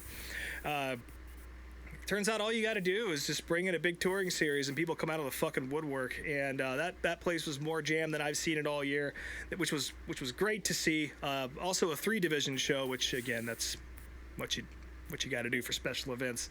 Keep it brief. Granite State Pro Stocks are there. DJ Shaw picking up a win. No surprises there. He's kind of the class of the field. And then Justin Harris picking up his first Smack 350 Super win at Claremont. You can catch all the highlights at pitroad.tv's Facebook page, or if you have a subscription, you can go ahead and watch the race in its entirety. And I don't know, I think the NASCAR Wheel and Modified Tour race was on YouTube because Flow went down. But that was a great race as well. I actually haven't watched that one yet. I'm not surprised to hear that Patrick Emmerling won, though. He popped into Claremont for the Modified Racing Series show a few weeks ago, and was pretty impressive. He didn't win, but he was definitely in the mix, and got to wonder if that helped him at Claremont here, because there's not a lot of laps being logged there by the NASCAR Modified boys. Last big show of the week we're going to talk about here is the Slinger Nationals. Of course, that was on Flow last night, or Monday night if you're listening to this on release day.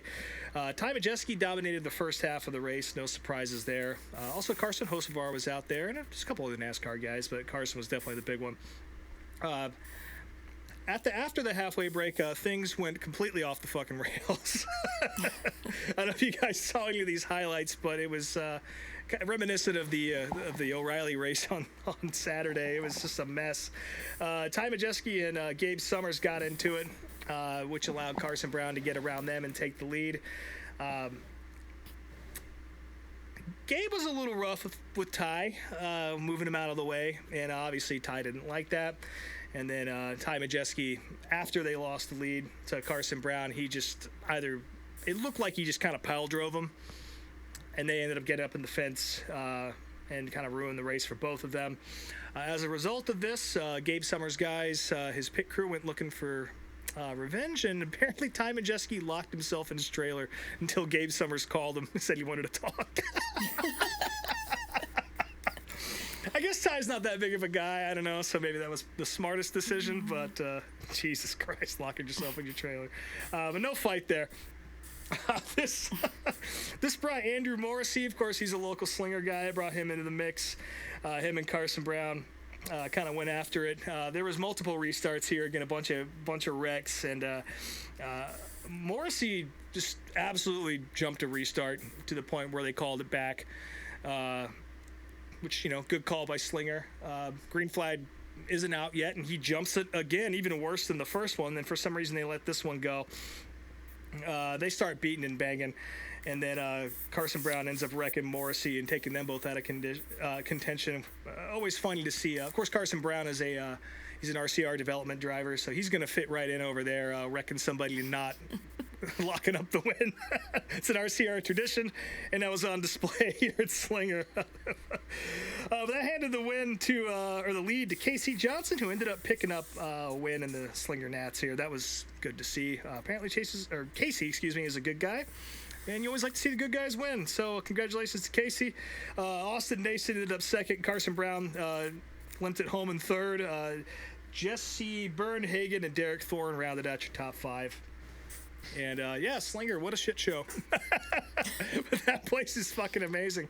It's a quarter mile with banking that's identical to Talladega. So if you can imagine that, it's intense racing. I think it was a little cartoonish this year, but I mean, you can't say it wasn't entertaining. And again, shout out to Casey Johnson for picking up the win there.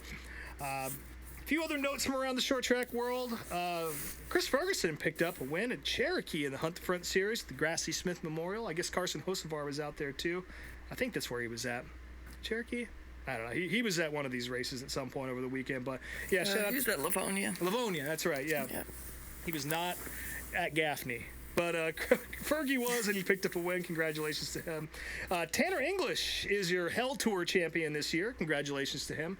Tyler Carpenter picked up a win at, I forget where, in the final race of the Hell Tour schedule. But Tanner English is your champion, so good for him. That's a lot of gas to burn for a trophy. And that's a tough tour to win, so congrats to him. Ron Silt picked up a win in the Modified Masters at Stafford as we were recording the show here, so shout out to him. And I think that's the last of the results here. A couple more notes before we get to this video of the week. I'll try to move as quickly as possible here. Kind of big news here. SMI, of course, owner of a lot of NASCAR tracks in half of the town of Concord and Charlotte, they have purchased an ownership stake in the Cars Tour, which, of course, that's owned by Dale Jr., Jeff Burton, Kevin Harvick. I have mixed feelings about this. I'm kind of curious to see how this will go.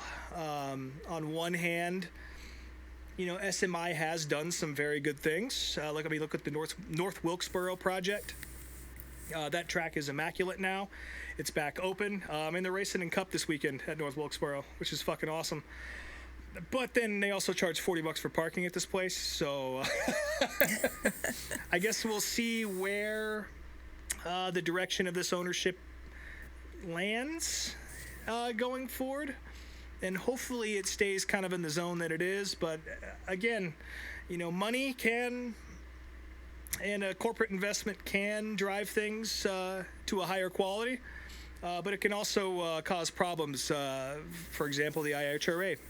So fingers crossed this works out. But yeah, I have mixed feelings about this. I don't really know what my opinion is just yet. But it could go well. It could also go sideways. So I guess we'll see going forward.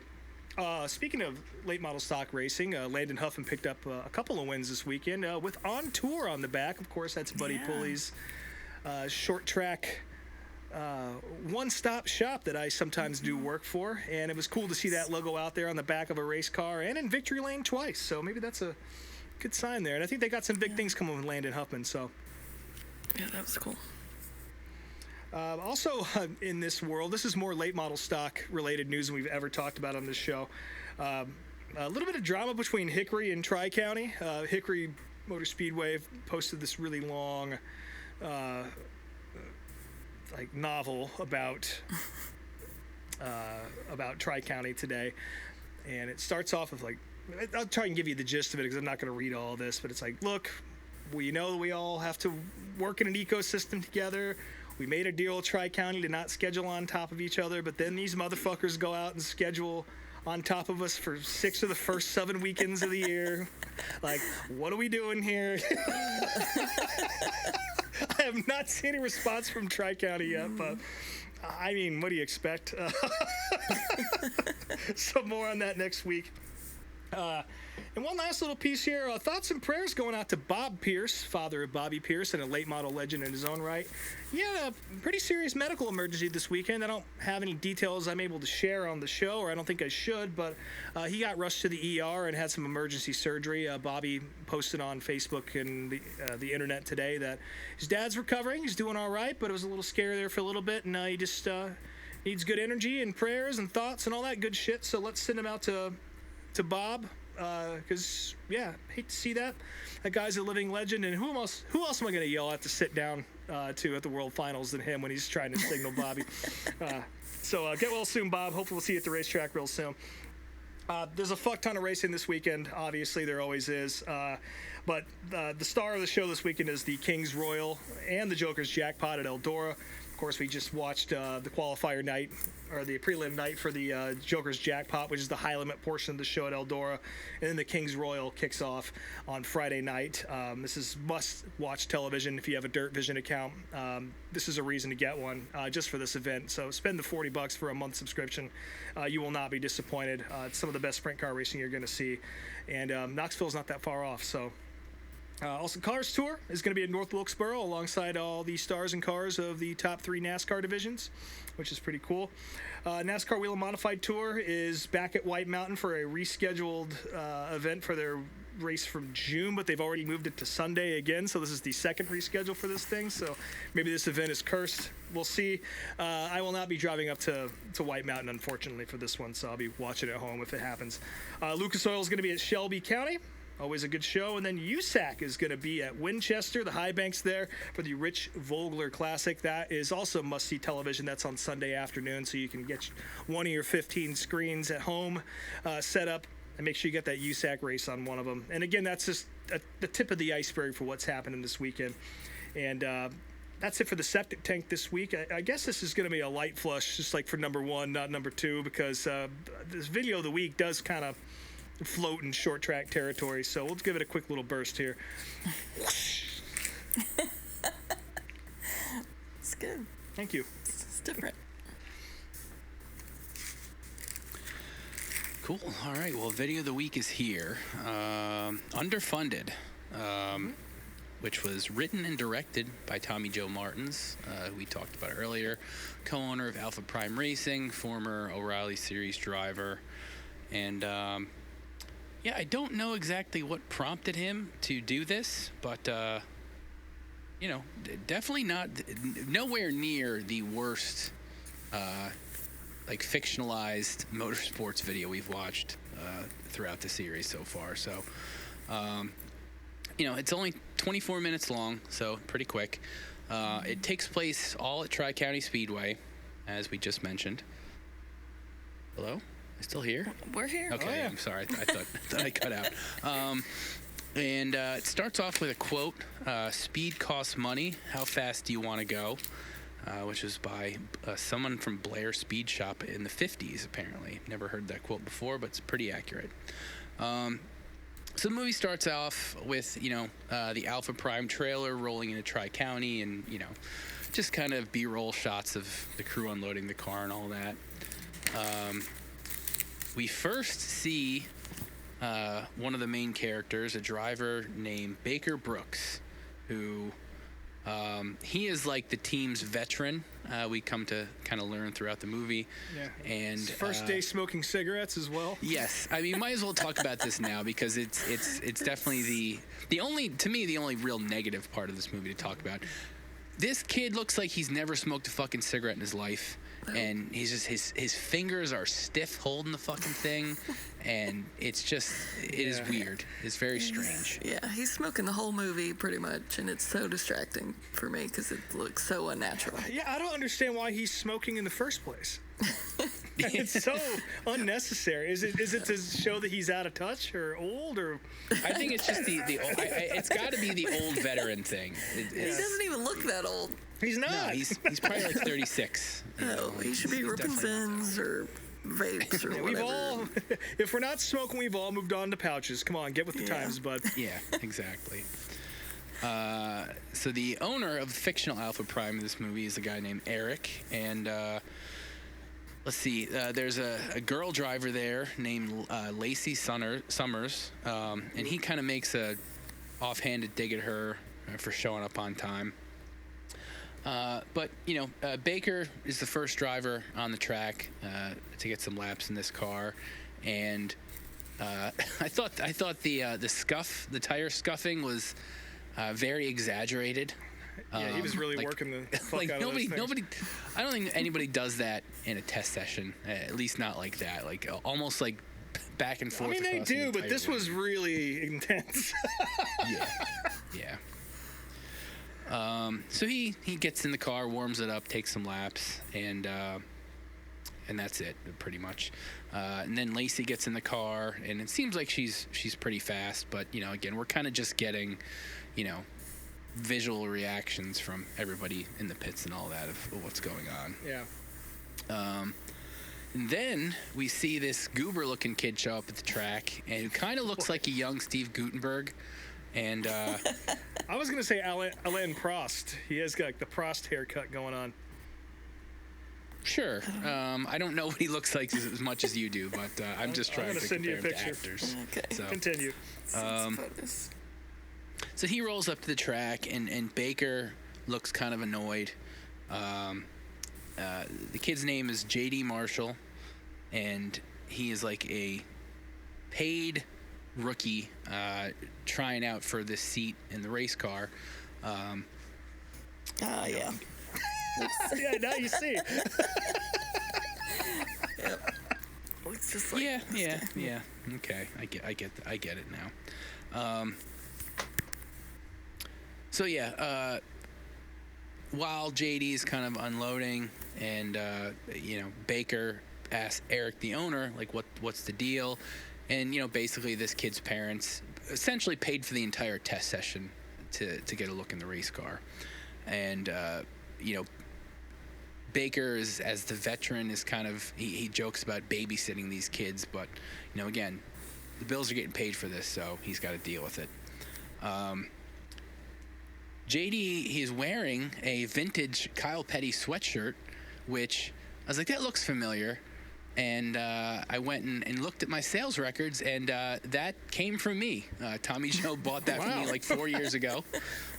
He's pretty much, I looked his, he's bought, everything he's bought for me has been Petty related. So I know he's a big Kyle Petty guy. I actually gave him a Kyle Petty hat once because he's just always been nice to me. So I thought that was cool. So I made a little cameo in the movie.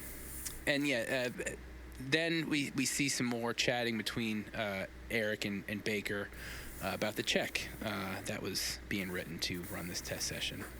So Lacey, apparently, she's actually one of the drivers for the team. She's signed for next year, and she has a famous driver dad herself.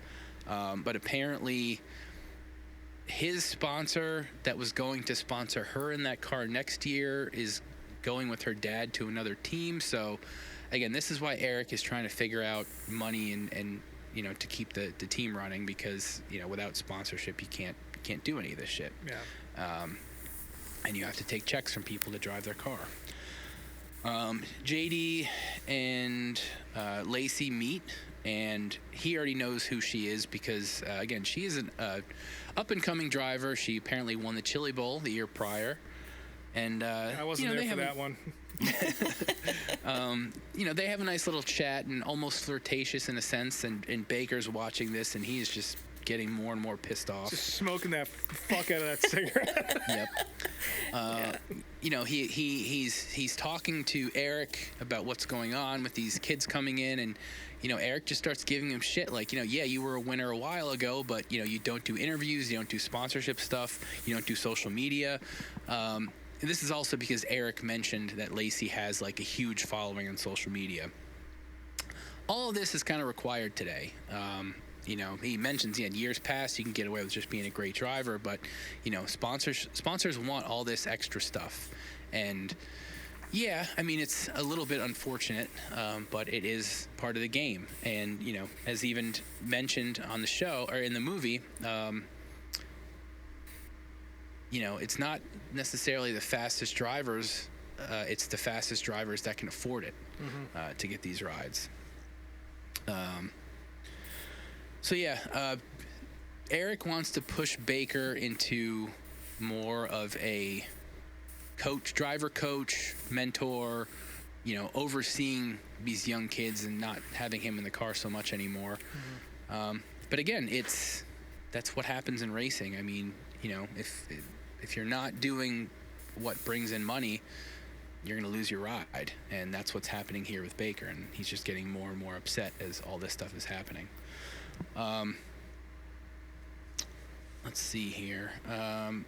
So while this is happening and while JD's getting ready to get in the car, we hear Eric get a phone call from his bank, and he has like, I didn't catch the exact dollar amount, but it was either 5 or 6 figures, and it was 6 numbers, which is a lot. Yeah, that's an intimidating auto call to get from your bank. Yeah, for sure.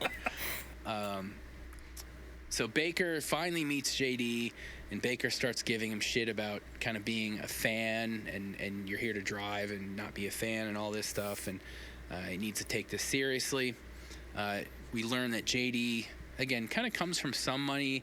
He's more of a sports car kid, and Baker's, you know, talking all these cliches and exaggerations about, well, this is different, and, you know, I forget what the exact quote he says, but some ridiculous quote. Yeah, he's very grumpy this entire very film. curmudgeon-y this whole film. Which again, I kind of get it, but yeah, he's the villain of this entire thing for sure. Yeah. So Eric goes and gives JD a pep talk, and JD asks him, you know, how much can be learned after one practice? Like, am I going to be good enough to do this? Blah blah blah.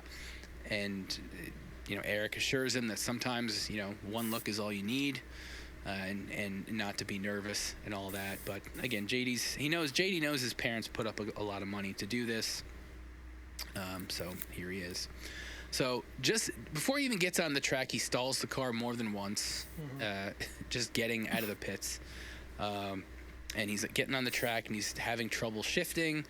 And he's really just unsure of himself and not confident and trying to figure everything out. And he takes his first few laps, and he's, you know, high up in the corners and really not figuring it out at all.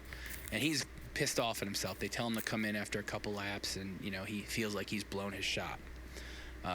Baker wants nothing to do with it, doesn't really give him any advice.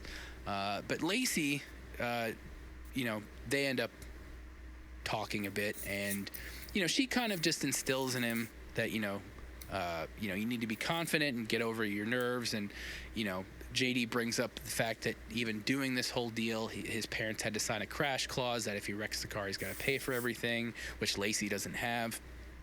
But Lacey says, you know, nobody's gonna get pissed at you for wrecking. They're gonna get pissed at you for being slow. So that kind of flips a switch in his head a little bit.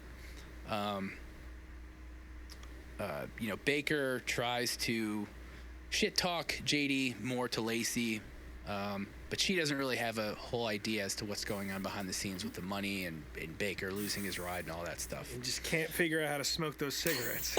Yep. This time he has a unlit cigarette just hanging in his mouth the whole time he's talking to Lacey. Maybe we'll try it this way. But JD gets back out on the track. He's a lot better. You know, Baker on the radio tells him not to push it, but that just motivates him. He does the Days of Thunder. I'm dropping the hammer, and clicks off the fastest lap of the session. So he did it. He figured it out pretty quickly. He found fourth gear. Yep. Good for him. So yeah, after this, JD does get offered a contract from Alpha Prime, but he reads it and he sees that he has to come up with $100,000 in funding for each race he runs. And he's very thrown off by this. And, Eric says, he's like, this is not what I was expecting. And Eric goes, it's different than everybody thinks it is. And everybody has to pay in some way to get these rides. And like I said, it's the best drivers in the country that can afford to do this, not just the best drivers. Baker goes and confronts Eric again, and money is discussed, and this role, he tries to turn down this role, but he just doesn't really understand the business aspect of the sport at this point in time, and that's why he's losing his ride. Back to JD and Eric. JD wants to take the offer, but he doesn't think his parents have the money. I mean, they have some money, but they're still, like, his mom's a banker and his dad's a electrician or plumber or something. But apparently Eric, he knows a bit more about the finances of his parents and knows they have investments and they were willing to put up this money for this test session. Why wouldn't they want to put up the money for your races? And kind of coerces him. This is a little bit slimy, I would say. Yeah. It felt sleazy. It kind of, again, is the reality of motorsports in a sense. And he ends up signing the deal. And that's pretty much the end of it. I thought this was pretty good. Again, it's first movie I can think of, or first racing movie I can think of where we have an actual active car owner and driver that did the writing and directing of this. And compared to a lot of the other, fictional racing videos we've watched, I mean, there was very few moments that made me cringe or, I thought were too over the top or very inaccurate.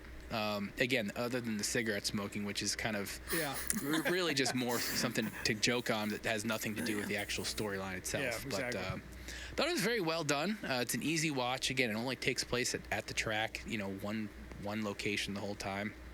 And yeah, if whether you watch this or not, you can also listen to Tommy on the Gluckcast last week talking about this and kind of getting more into the realities of lower budget teams and what they have to go through to stay on the track. And as someone who's followed Tommy's career for a while now and seen the ups and downs and Tommy is very open and honest about the realities of trying to be involved in NASCAR, especially at his level. So I guess if anybody was going to do a movie like this, he's the right guy to do it, and I thought it was good. Yeah. I was a little confused, and again, I agree with everything you just said. It is the truth, and we've had a lot of people from the racing industry and the short track world chime in and say that, yep, that's how it goes. So it's nice to see an accurate portrayal. I thought it was a little bit of a strange choice to have the Alpha Prime branding all over it with that really, like you said, kind of greasy scene at the end where it's like, hey, your parents had the money, sign it. Yeah, that was a little strange. Yeah, that's the one thing where it's like, yeah, I mean, obviously it makes sense to have the Alpha Prime stuff in there, but whatever. It's there's plenty of shady sponsorship stuff that happens in TV. Oh yeah. Where and there's a disconnect. And I don't necessarily think that there's supposed to be a good guy or a bad guy or any really character development in this movie. I think it's more of just sort of an exposition of what it looks like. Mm-hmm. Here's how it goes. Here's what people go through. It's kind of a story in 3 parts of where your career will be at different points. And I think that's awesome. And it was pretty well written. And yeah, like certainly better than most of the racing related movies or TV shows that we've watched here. The only thing that was inaccurate for me was the fact that those late models weren't hitting the chip halfway down the front stretch, because that would be, you'd hear them if it was really happening. But yeah, it was great, and good on Tommy Joe for doing something different, I guess is how I'll say it. I can't think of many other people in the industry or in the sport that would do something as ambitious as this. We've seen a lot of documentaries. We see a lot of, true to life or a version of true to life,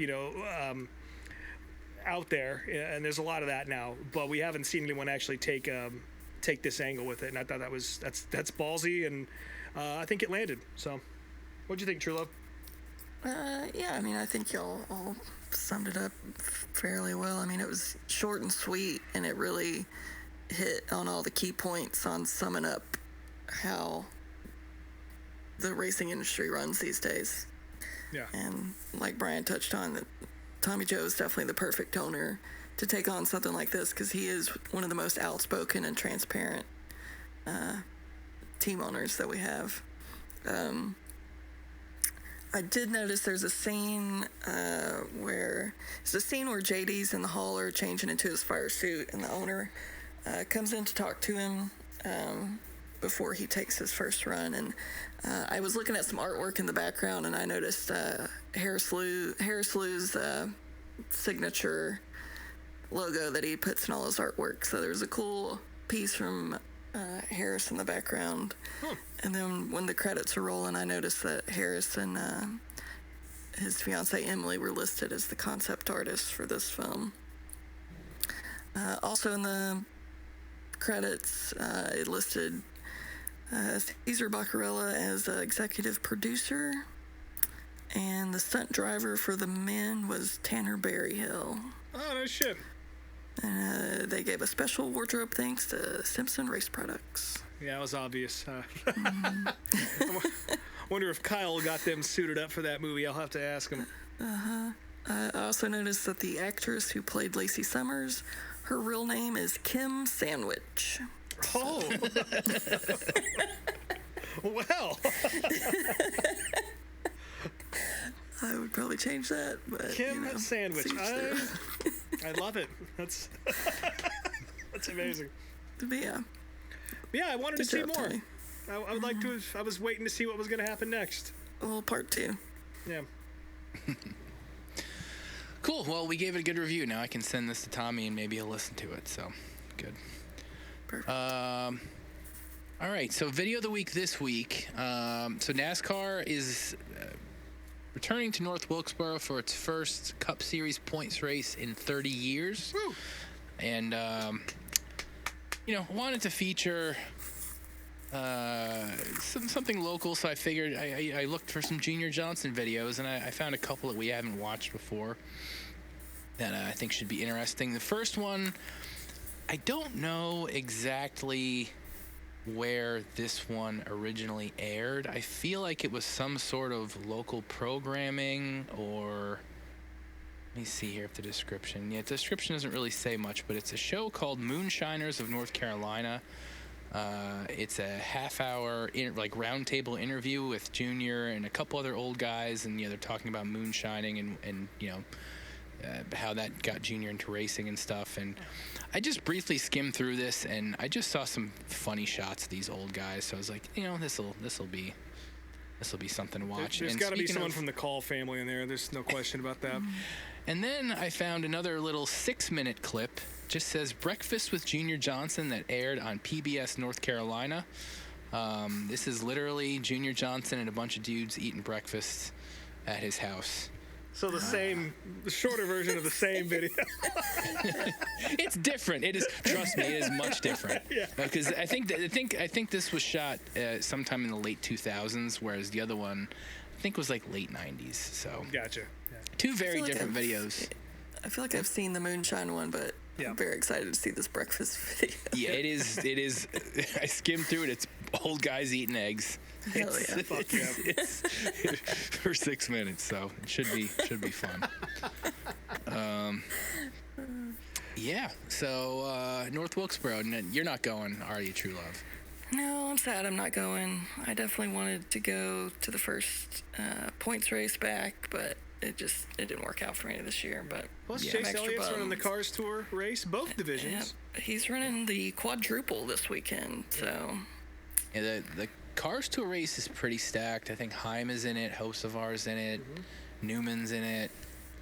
A few other names I want to say. Somehow Junior's not running it, which I think is weird, but I'm sure he'll be there. Chase is in his car this weekend. Yeah.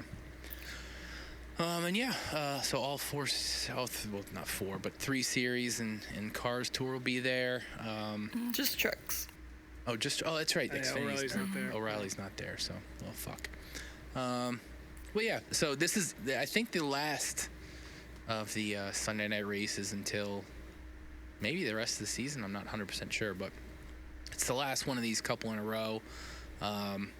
It's going to be 450 laps, probably going to be a long one. Hopefully weather isn't a factor, but like we learned when True Love and I went there a few years ago, this is a track they can run wets on. So if they have to use them, then that's an option. So hopefully we won't be up till 2 in the morning, because it's been proven that I can't make it. So yeah, we're all too old for that. Get you some snow cones, keep you awake.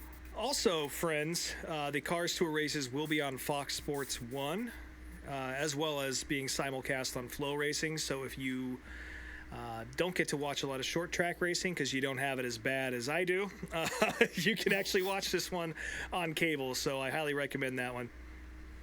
Perfect. Rob, are you going to be at the track this weekend? I'll be at Claremont. It's fan appreciation night is what it's called, and they're running every division, and we'll be done by 10 o'clock. So nice. Darf appreciation night. Get you to the what the hell is it? Knights of Columbus or whatever.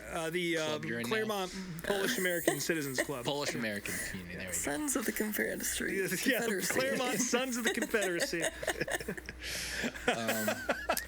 I will be at the New York State Fairgrounds, the former home of the Syracuse Mile, at the big New York State car show on Saturday with my dad. It's his birthday, and we do this every year.